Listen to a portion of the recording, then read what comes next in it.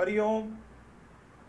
Knowledge plus channel में हम सभी विद्यार्थियों का स्वागत करते हैं। आज हरिओम करंट अफेयर की ये क्लास नंबर 378 क्लास है। इस क्लास में हम आपकी करंट अफेयर के संबंध में अवेयरनेस को बढ़ाने का प्रयास करते हैं। न्यूज़ के माध्यम से या किसी टॉपिक के माध्यम से हम ये प्रयास करते हैं कि आपका जो नॉलेज का डेटाबेस है वो बढ़े। इस संबंध में आपका प्रयास भी रंग लाएगा, क्योंकि किसी भी विषय के संबंध में यदि आप भी जागरूक हैं तो ही वो चीज़ आप अपने पास रख पाएंगे।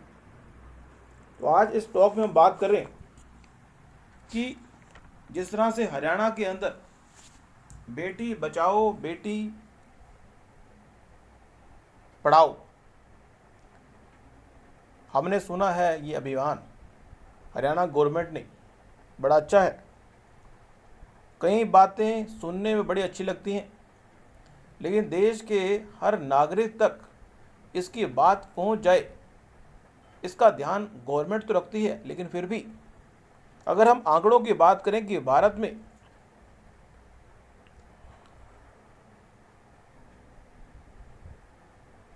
अभी एक घटना हमें सुनने को मिली कि एक माँ बाप ने अपनी बेटी को गंगा में एक बॉक्स के अंदर रखा और बहा दिया, और किसी व्यक्ति ने उस बॉक्स को उठाया और बेटी को माँ का रूप समझते हुए, माँ का अवतार समझते हुए उसका पालन पोषण करने की रिस्पॉन्सिबिलिटी ले ली।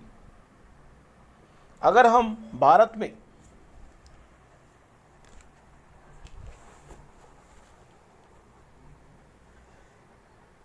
बेटी के संबंध में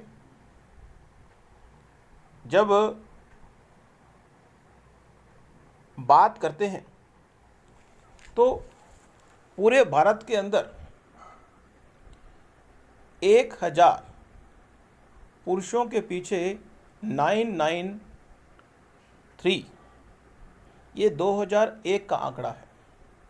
2011 का आंकड़ा कहता है कि पुरुषों के पीछे 1000 पुरुषों के पीछे जो महिलाएं हैं वो 943। मीन्स पुरुष इस समाज में महिलाओं के संबंध में काफ़ी नेगेटिव धारणा बनी हुई है।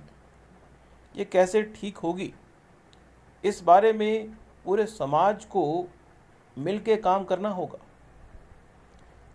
कई संस्थाएं इस संबंध में काम भी कर रही। यदि हम देश में, भारत में अगर ये देखें कि हमारे पूरे भारत में कितने अनाथ आलय हैं, तो लगभग 7000, हमारे पूरे देश में लगभग 7000 अनाथ बच्चे हैं जो अनाथालय में जीवन गुजारते हैं। उसमें से अगर हम लड़कों की और लड़कियों की संख्या को चेकआउट करने का प्रयास करें तो लगभग 3000 बॉयज़ हैं और 4000 के करीब गर्ल्स हैं।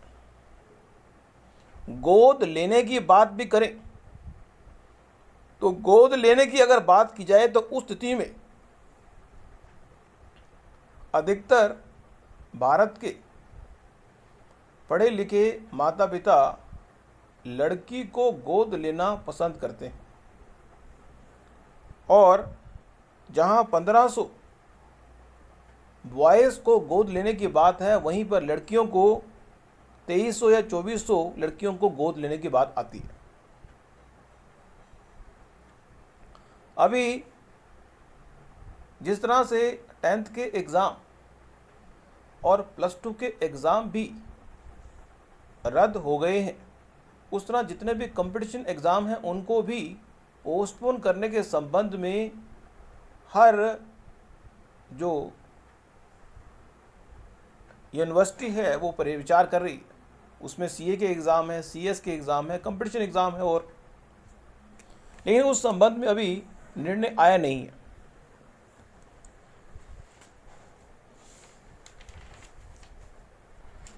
अब अगर G7 के अंदर, अब यहाँ पे नॉर्मली इस संसार के अंदर चाहे किसी देश की भी राजनीति की बात कर लें, पक्ष हमेशा विपक्ष की बुराई करेगा। ये एक स्वाभाविक गुण है। अब ये जो है इसीलिए है ताकि दोनों पक्ष क्रिटिसाइज करते हुए देश की ग्रोथ में सहयोगी हों। लेकिन जब ये क्रिटिसाइज करते हुए हम धर्म अधर्म की बात को छोड़ के क्रिटिसाइज करते हैं तो वो एक अच्छी बात नहीं लगती। अभी सुनने में आया है जो गवर्नमेंट के विपक्ष में है वो गवर्नमेंट की जो नीतियां हैं उनको यूनिफॉर्म नीति नहीं मानते।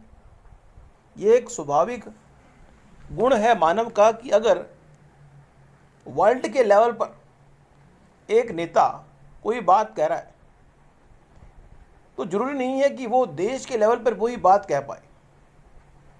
मीन्स हमारा इशारा आप समझ गए हैं।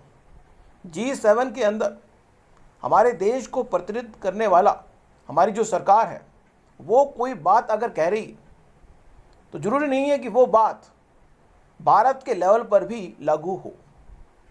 अब ये विपक्ष का कहना है।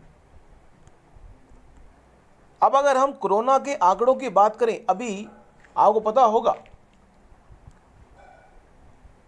ट्विटर, फेसबुक जैसी कंपनियां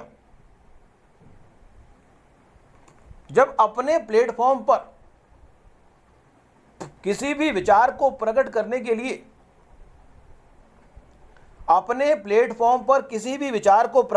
लिए खुली छूट देती हैं तो सरकार ये चाहती है कि वो अपने प्लेटफॉर्म पे जो भी विचार व्यक्त हो रहे हैं उसकी जवाबदेही के लिए भी रिस्पॉन्सिबल हो। लेकिन ट्विटर ने ऐसा नहीं किया और इंडिया के आईटी रूल्स का उल्लंघन किया है या नहीं किया इसके बारे में हम बारीक तथ्य प्रस्तुत नहीं कर सकते। लेकिन एक विवाद तो उठा ही है। दूसरा, कोरोना के बारे में अगर बात की जाए तो लगभग 24 घंटे में हमारे भारत देश में 80,000 केसेस आए। यदि मृत्यु की बात की जाए तो 3,000 मृत्यु भी है। ऐसे व्यक्ति जो कोरोना के वायरस से अपने आप को बचा नहीं पाए। 25.25 करोड़ लोगों को वैक्सीनेट कर दिया गया। उसमें से 20 करोड़ लोग वो हैं जिनको एक डोज लग चुकी है और लगभग 4 या 5 करोड़ लोग हैं जिनको दोनों डोज लगी। ये बड़े सौभाग्य की बात है। तो आज की इस टॉक में इतना ही। नेक्स्ट टॉक में कुछ और जानकारी हम आपको देंगे। Thank you so much.